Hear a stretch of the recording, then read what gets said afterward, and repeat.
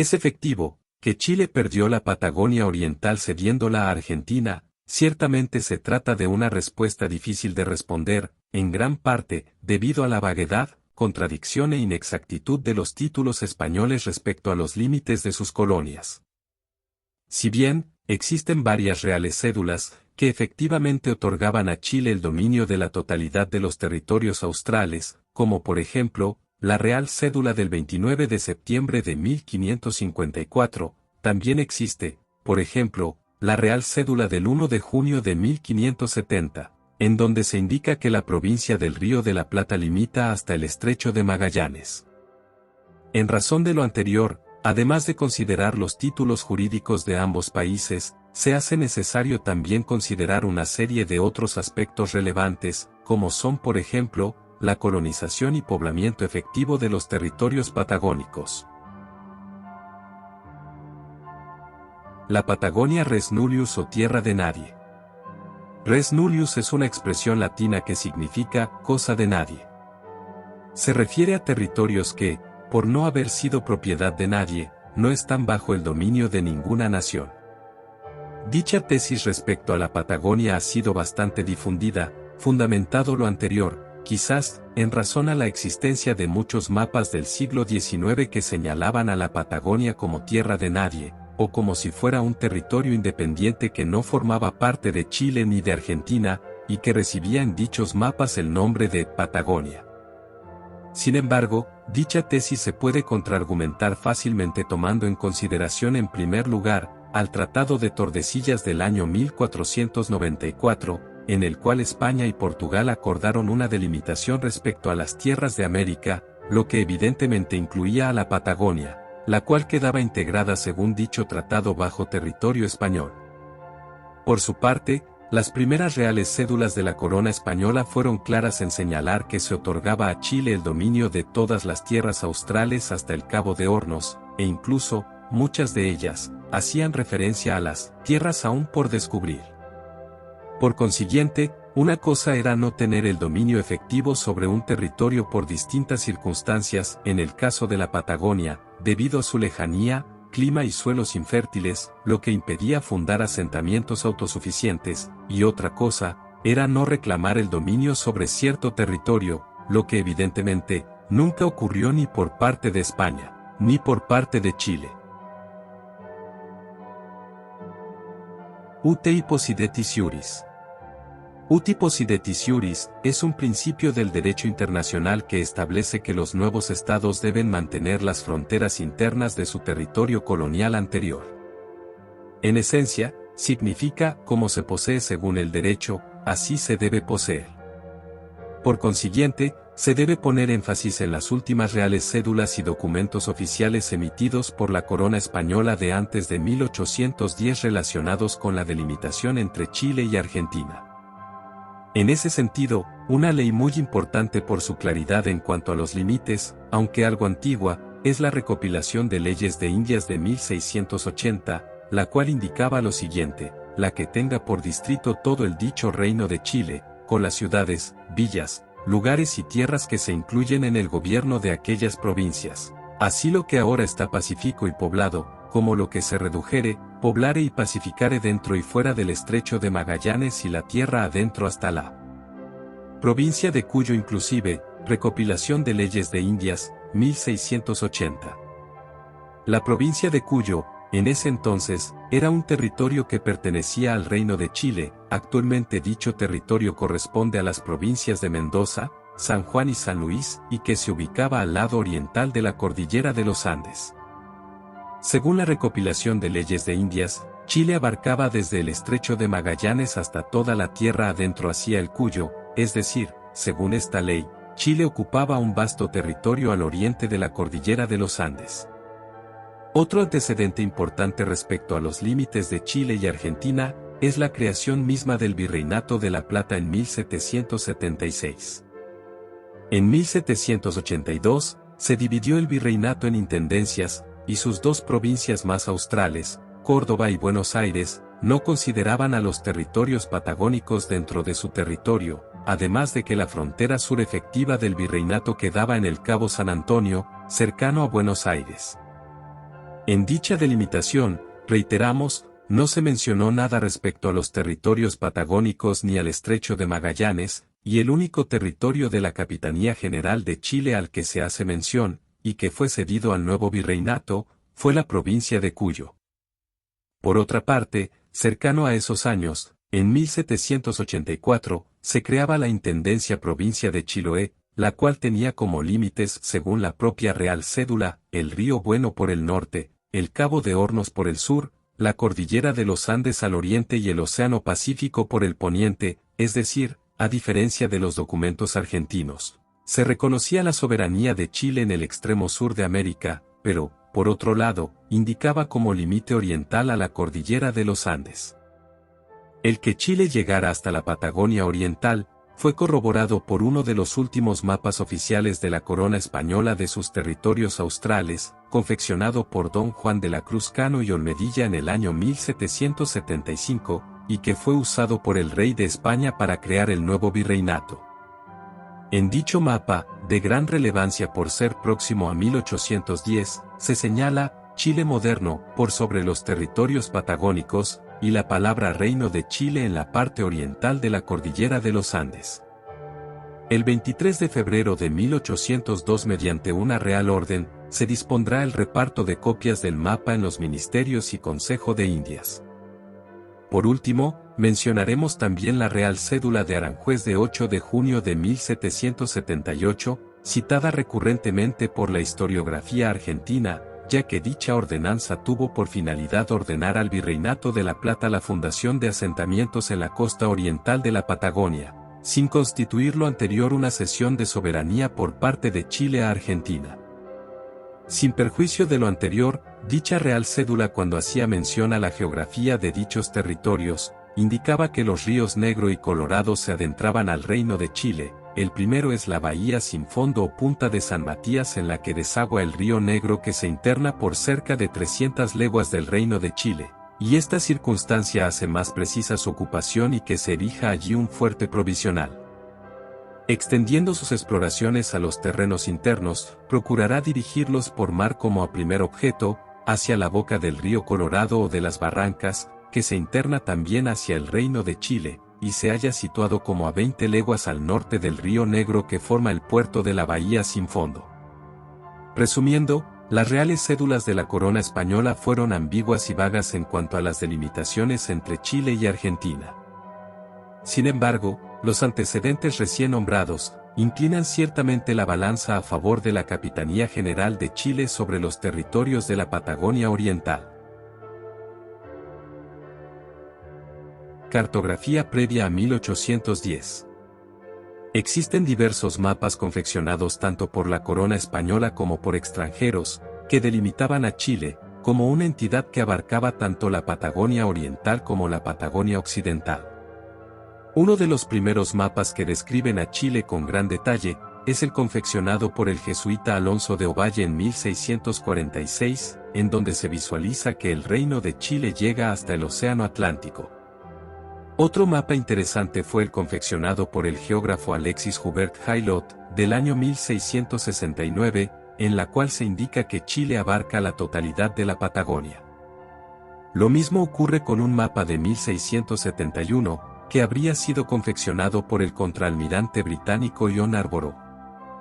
Ya entrando al siglo XVIII, podemos mencionar este mapa de autor desconocido, en donde se menciona a la Patagonia Oriental como Chile exterior, lo que sería replicado en mapas posteriores, como por ejemplo, en el mapa de Emanuel Bowen del año 1744, en donde debajo de la frase, Tierra Magallánica, dentro de la Patagonia Oriental, dice Chile, y, el mapa de 1775 de Cano y Olmedilla ya mencionado con anterioridad, en el cual se menciona a la Patagonia Oriental como, Chile moderno, mapa oficial. Confeccionado por la corona española y que se siguió imprimiendo hasta el año 1802. Ya entrando en 1780, podemos nombrar el mapa confeccionado por Rigobert Bone, y por último, quizás uno de los mapas más claros y contundentes, confeccionado en el año 1808 por la editorial Laurie y Bitle, en que se demarcaba con color verde todo el territorio de Chile. Por consiguiente, tal como se puede apreciar, existieron muchos documentos cartográficos, previo al año 1810, señalando a la Patagonia Oriental como parte integrante de Chile. Legislación interna. Los textos constitucionales chilenos, haciendo eco quizás de la creación de la Intendencia Provincia de Chiloé en el año 1784, la cual establecía como sus límites el río Bueno, el Cabo de Hornos, la cordillera de los Andes y el Océano Pacífico, estableció de forma errada y majadera los límites de la nación en sus artículos. La Constitución de 1833 de hecho indicaba lo siguiente en su artículo primero: el territorio de Chile se extiende desde el desierto de Atacama hasta el Cabo de Hornos, y desde las cordilleras de los Andes hasta el mar Pacífico, comprendiendo el archipiélago de Chiloé, todas las islas adyacentes, y las de Juan Fernández. Sin embargo, se debe tener presente que las leyes internas no tienen fuerza vinculante en el derecho internacional por ser de carácter unilateral, y que únicamente un tratado bilateral entre dos naciones puede producir efectos jurídicos estableciendo límites estables y permanentes entre dos naciones. Por consiguiente, la clase política de ese entonces, con su centralismo en Santiago, se equivocó al haber indicado los límites de la nación en sus textos constitucionales, pues incluyó en ella una materia que no es propia a las constituciones políticas, sino que es propia de tratados internacionales, y en segundo lugar, erraron al ignorar a la Patagonia Oriental como parte integrante de Chile, territorio en gran parte desconocido, ignorado y despreciado por la intelectualidad chilena, pero que tenía un tremendo potencial y riqueza, tal como se pudo corroborar años después. Colonización de la Patagonia por parte de Chile antes de 1810. No existe un consenso unánime respecto de dónde comienza la Patagonia chilena, pero las posturas mayoritarias son, en la Araucanía a la altura de Pucón, Falla de Huincul, o, en el seno de Reloncaví. Por su parte, el límite de la Patagonia Oriental ha sido desde siempre en el río Colorado, por consiguiente, pareciera ser más aceptable la tesis de que la Patagonia chilena comienza en la Araucanía, tomando en consideración que el río Colorado queda a la altura de esta. Chile desde sus albores fue pionero en la colonización de la Patagonia. Su conquistador, Pedro de Valdivia, se aventuró hasta el sur de este territorio a conquistar, colonizar y fundar ciudades. Así, dentro de las primeras ciudades de Chile, podemos mencionar a Valdivia y Villarrica en 1552, a Osorno en 1553, y más adelante Río Bueno en 1778. La mayoría de ellas terminaron siendo destruidas por los belicosos indígenas que habitaban dicha zona, pero posteriormente serían reconstruidas. Así, Valdivia es reconstruida en 1646, y Osorno en 1793. Pero seguramente, el lugar más relevante de la Patagonia, por haber sido habitada de forma ininterrumpida desde el siglo XVI en adelante, fue Chiloé. La primera ciudad en fundarse en la isla de Chiloé fue Castro en 1567, la cual para el año 1594 contaba con la cifra nada despreciable de 8.000 habitantes. Más adelante se fundaría Ancud en el año 1768. Lo anterior demostraría con hechos cómo la Capitanía General de Chile ejerció soberanía efectiva sobre la Patagonia desde tiempos remotos. Asimismo, se debe tener presente que incluso en los territorios más australes de la Patagonia, también existieron intentos por colonizar y ejercer soberanía por parte de la Capitanía General de Chile. Así, podemos mencionar la construcción del fuerte Fernando de Tenquehuen en la península de Taitao en 1750, la que finalmente no prosperaría. O el primer intento por colonizar el estrecho de Magallanes con la fundación de Puerto de Hambre o Ciudad del Rey Don Felipe en 1584, el cual tuvo un lamentable desenlace con el perecimiento de todos sus colonos por inanición. Es indudable, por consiguiente, que el principal promotor de la colonización de la Patagonia desde los albores de la colonización de América por parte de la corona española, fue la Capitanía General de Chile. Chile ejerció el control efectivo en la Patagonia Occidental desde los primeros años como colonia de España, siendo Chiloé su principal bastión en ese territorio. Sin embargo, También se debe hacer presente, que dicho territorio era prácticamente un enclave al encontrarse desconectado del resto del país por tierra, lo anterior, debido al territorio ocupado por los mapuches entre el Biobío y la Araucanía. Colonización de la Patagonia por parte de Chile entre 1810 y 1881. El hecho más significativo dentro de esta empresa, el con más visión a futuro, fue sin dudarlo la toma de posesión del Estrecho de Magallanes en 1843 con la fundación del Fuerte Bulnes. Dicho acto de iniciativa del presidente Manuel Bulnes, logró asegurar la soberanía de Chile sobre el territorio austral y en el Estrecho de Magallanes, y proyectó además a Chile hasta la Antártida. Con lo anterior, se frustró en primer lugar, los planes de Francia con su fragata Phaeton comandada por Louis Maissin, país que estaba decidido en tomar posesión del Estrecho de Magallanes y de ese modo conectar Europa con el resto de sus posesiones en Oceanía. En segundo lugar, frustró los planes de la Confederación Argentina, que a 4 años después de la fundación del fuerte, reclamaba, tardíamente, el dominio sobre esas tierras.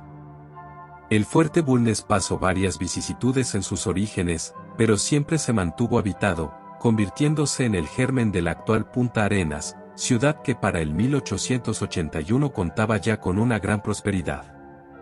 Asimismo, en cuanto a la colonización de la Patagonia Oriental, debemos mencionar, cómo es que muchos chilenos durante el siglo XIX, poblaron parte del norte del Valle de Neuquén, en la Patagonia Oriental. Numerosas familias chilenas buscando oportunidades, atravesaron la cordillera de los Andes y trabajaron para hacendados chilenos, formándose caseríos pequeños que se denominaron chilecitos. Los chilenos mantuvieron relaciones amistosas y comerciales con los pehuenches que habitaban dicho territorio, comandados por el cacique Feliciano Purrán, quien además colaboraba con las autoridades chilenas, y que combatiría en contra de Argentina en la Guerra del Desierto. Entre los hacendados chilenos de dichas zonas, podemos mencionar a Enrique Price, quien contaba con una gran cantidad de colonos, campesinos y pastores a su cargo, pero que en 1881 abandonaría Neuquén al no aceptar nunca la soberanía argentina sobre dicho territorio. También estaba el caserío de Francisco Méndez Urréjola, procedente de Concepción, y que fundó un caserío llamado Látigo Verde. Contaba con más de 100 trabajadores y campesinos, además de cerca de 400 hombres armados para su protección. El coronel argentino Napoleón Uriburu, al respecto indicaba lo siguiente: ya la afluencia de emigrados de Chile se siente. Suben a más de 900 personas que se encuentran en la jurisdicción de Barrancas. Además de los intentos personales de hacendados chilenos en Neuquén, también existieron intentos oficiales por parte del Estado de Chile para colonizar la Patagonia Oriental. Así, el 4 de marzo de 1873, se fundó un asentamiento chileno en Puerto Gallegos a orillas del mismo río, fundado por el gobernador de Magallanes Óscar Biel, lo anterior, por encargo del ministro de Relaciones Exteriores y Colonización, Adolfo Ibáñez Gutiérrez. Dicho asentamiento duraría corto tiempo, pero no sería el único intento por parte de Chile en poblar y colonizar a la Patagonia Oriental. En octubre de 1873, el gobierno promovió la instalación de un faro en Cabo Vírgenes. Posteriormente, en 1874, a 400 kilómetros al norte de Punta Arenas, el gobernador Óscar Biel funda en Santa Cruz una colonia llamada Los Misioneros, la que fue poblada por dos familias, la familia de Hermenegildo San Juan y la de don Leopoldo Ruedas. Sin embargo, al igual paso con Puerto Gallegos, dicha colonia chilena no prosperaría más allá de unos cuantos meses. También es relevante indagar, a qué país le prestaban fidelidad los tehuelches, tomando en consideración, que dichas tierras, las ubicadas al sur del río San Cruz, eran habitadas en su gran mayoría por tehuelches. En 1874, después de fallecer el cacique tehuelche Casimiro quien había colaborado y prestado lealtad a Argentina, todos los otros caciques tehuelches, Caile, Cholpa, Olqui, etc., juraron fidelidad a Chile, y a cambio, el Estado les asignaba víveres y otras regalías.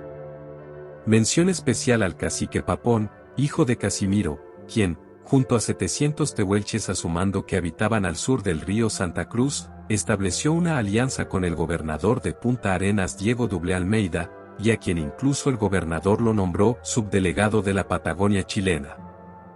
Ya entrando en 1875, desde Punta Arenas, ciudad que cada vez estaba siendo más próspera debido a su ganadería y minas de carbón, se comenzaría una colonización de la Patagonia Oriental hasta el río Santa Cruz, realizándose varias expediciones por parte de europeos inmigrantes traídos por Chile, como las de Hilaire Bouquet, James J. Gale, Guillermo Good, Enrique Reynard, etc., quienes pedían concesiones al gobierno chileno para realizar explotaciones ovejeras y de otro tipo en dichos territorios.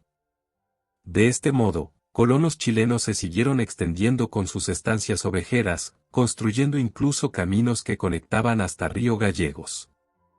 Sin embargo, fuera de los intentos ya mencionados, la colonización de la Patagonia Oriental no fue promovida mayormente por el gobierno, en gran parte, debido a que las autoridades chilenas de ese entonces no querían acrecentar los conflictos diplomáticos con Argentina, pues después del Tratado de 1856, todo había quedado en un estado de conservar el status quo.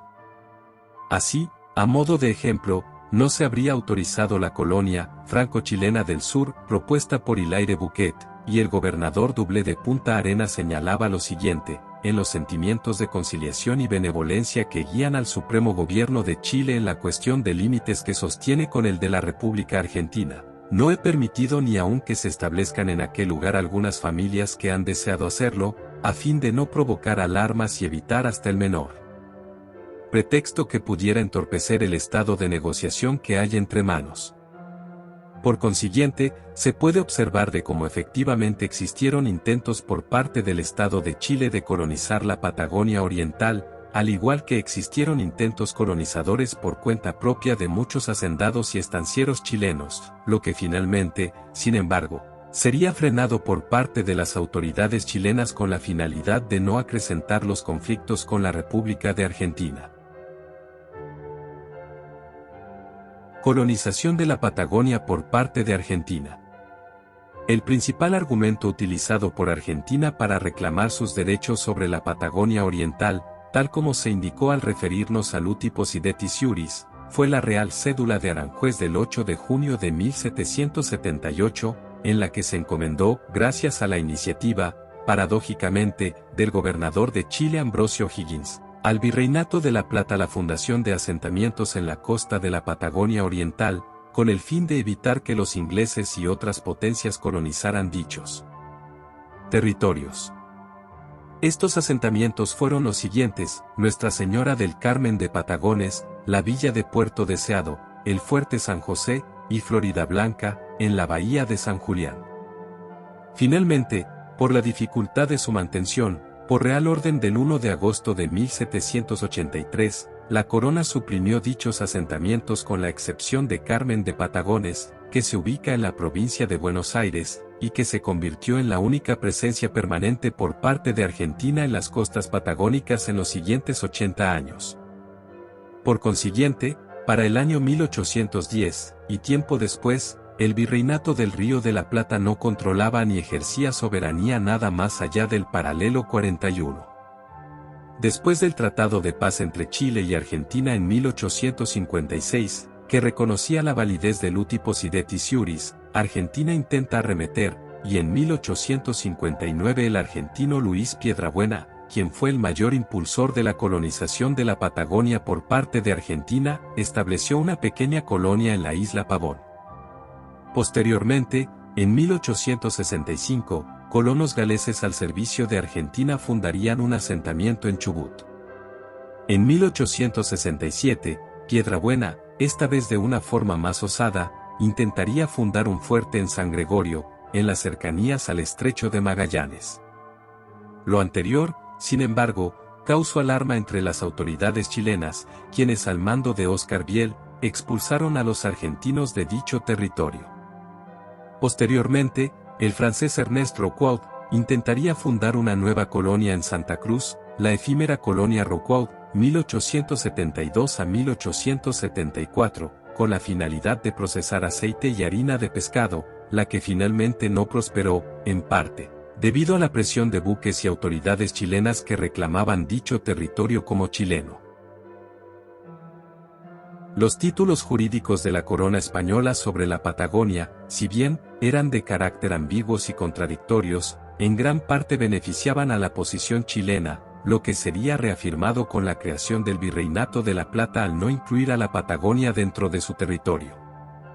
Por su parte, a Chile no le beneficiaba su torpe legislación interna, pues sus constituciones establecían que el país limitaba al este con la cordillera de los Andes. En cuanto a la colonización de la Patagonia Occidental y Austral, Chile siempre llevó la delantera, pues tuvo asentamientos permanentes en dicho territorio, como fue la ciudad de Castro fundada en 1567, y ya como república independiente, la trascendental fundación del Fuerte Bulnes en 1843. La Patagonia Oriental, por su parte, estuvo claramente más disputada con Argentina. Sin embargo, es un hecho que chilenos por iniciativa propia colonizaron partes de Neuquén y partes de Santa Cruz, además de haber existido intentos infructuosos por parte del Estado chileno de fundar asentamientos en la Patagonia Oriental. Punta Arenas fue el punto neurálgico de exploración hacia la Patagonia Oriental, es decir, la Patagonia Oriental estaba naturalmente conectada con Punta Arenas, y no así con poblados o asentamientos argentinos, los que en ese entonces no existían. Sin embargo, todos estos avances se esfumaron con el Tratado de Límites de 1881 entre Chile y Argentina, dejando con ello en el más completo abandono a todos esos chilenos que con mucho esfuerzo y tesón habitaban al otro lado de la cordillera de los Andes. Lo anterior, en gran parte, debido a una clase política centralista, sesgada, y con poca visión a futuro, lo que se vio reflejado en diplomáticos como José Victorino Lastarria y Diego Barros Arana, o en intelectuales como Benjamín Vicuña Maquena, quienes siempre ningunearon a la Patagonia, defendiendo la posición de regalar a la Argentina, sin dar un solo tiro, un territorio de más de 1 millón de kilómetros cuadrados, territorio que perfectamente se podría haber disputado o negociado de una mucho mejor forma por parte de Chile.